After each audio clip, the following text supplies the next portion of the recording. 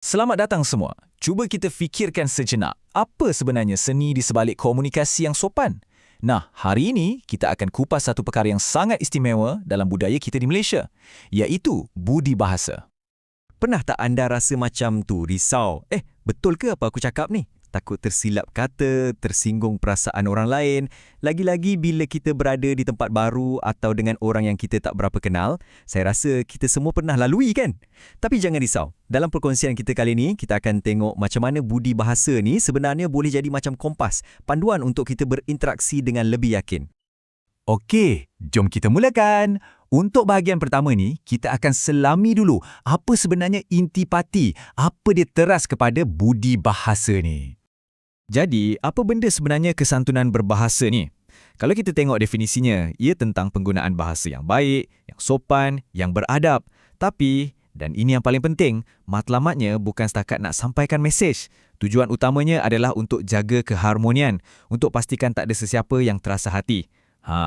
Inilah kuncinya. Dan kat sinilah ia jadi lebih mendalam. Benda ni bukan pasal perkataan je tau. Ia sebenarnya cerminan budi kita, kepribadian dalaman kita yang mulia tu. Jadi, dalam budaya kita, cara anda bercakap, itu dah macam satu tingkap yang tunjukkan siapa diri anda, macam mana asuhan anda. Dalam tu. Okey, sekarang kita dah faham konsep asasnya. Jom kita beralih kepada sesuatu yang lebih praktikal. Bahagian kedua ni kita akan tengok asas lisannya, iaitu pilihan kata dan juga nada. Okey, kalau kita cakap pasal kesantunan berbahasa, semuanya bermula dari sini. Inilah asas paling kritikal, pemilihan kata ganti nama dan panggilan yang betul. Ini boleh dikatakan peraturan nombor 1. Sebab kalau tersilap langkah kat sini, habis. Keseluruhan nada perbualan tu boleh berubah. Dan pilihan kita ni sangat bergantung pada umur, pangkat dan rapat ke tak kita dengan orang tu. Jadi, betapa pentingnya benda ni? Cuba bayangkan sekejap. Kalau kita cakap dengan orang yang lebih tua atau bos kita, guna kau, memang tak boleh sama sekali. Kita akan guna gelaran hormat macam encik, puan, pakcik. Tapi dengan kawan baik kita, guna aku dengan kau tu dah jadi macam biasa kan? Kalau guna encik pula, diorang mesti pelik. Nampak tak? Tersilap pilih perkataan ikut konteks ni boleh jadi satu kesilapan sosial yang agak besar tau. Okey, selain panggilan, ada lagi satu seni dalam berbahasa ni. Kita panggil dia bahasa halus atau eufemisme. Senang cerita, ini seni melembutkan perkataan supaya tak kedengaran kasar dan lebih hormat. Contoh paling senang kan, daripada guna perkataan yang direct macam kencing, kita guna ungkapan yang jauh lebih sopan, buang air kecil. Prinsip yang sama kita guna untuk topik yang lebih berat dan sensitif. Contohnya, kematian. Perkataan mati tu bunyinya agak kasar dan terus terang. Jadi untuk menunjukkan rasa hormat yang lebih mendalam, kita gunakan ungkapan telah meninggal dunia. Seni ini juga sangat berguna bila kita nak tegur orang atau kita tak setuju dengan sesuatu. Daripada kita cakap terus, salah tu, atau lagi teruk, bodohnya kan? Kita boleh gunakan ayat yang lebih lembut macam, rasanya pandangan tu kurang tepat lah. Nampak tak? Mesejnya sampai, tapi maruah orang tu terjaga. Baiklah, kita dah cover pasal pilihan perkataan. Tapi perkataan saja tak cukup kan? Cara kita sebut tu, nada suara kita, itu pun sama penting. Suara yang rendah, yang lembut, automatik orang akan rasa kita hormat dia. Sebaliknya, kalau kita tinggikan suara atau menjerit, walaupun mungkin niat kita tak jahat, ia tetap boleh dianggap biadab. Jadi kuncinya ialah sesuaikan nada dengan keadaan. Okey, kita dah faham pasal kata dan nada. Sekarang jom kita masuk lebih dalam lagi. Kita akan tengok pula strategi-strategi komunikasi yang lebih halus. Ini membawa kita kepada satu konsep yang, sangat-sangat penting dalam budaya kita. Menjaga air muka. Maksudnya apa? Maksudnya, dalam apa jua perbualan, matlamat utama kita adalah untuk lindungi maruah dan harga diri orang yang kita cakap tu. Kalau kita buat seseorang tu hilang muka atau malu, itu dikira satu kesalahan sosial yang besar.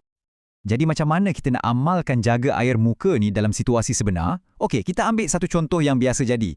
Kita terpaksa tolak permintaan seseorang. Daripada kita cakap, tak boleh macam tu je, ada satu formula yang lebih elegan. Pertama, mulakan dengan minta maaf.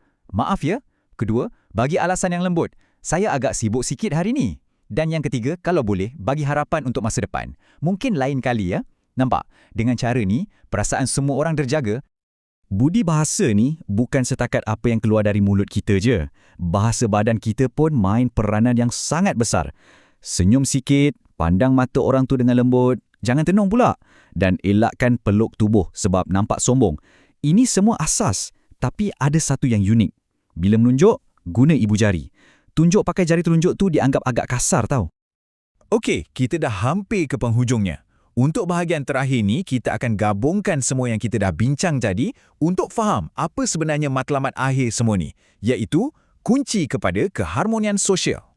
Anda mesti pernah dengar peribahasa ni kan? Di mana bumi dipijak, di situ langit dijunjung. Peribahasa ni sangat kena dengan topik kita. Prinsipnya mudah, kita kena pandai sesuaikan cara kita berbahasa ikut konteks dan situasi.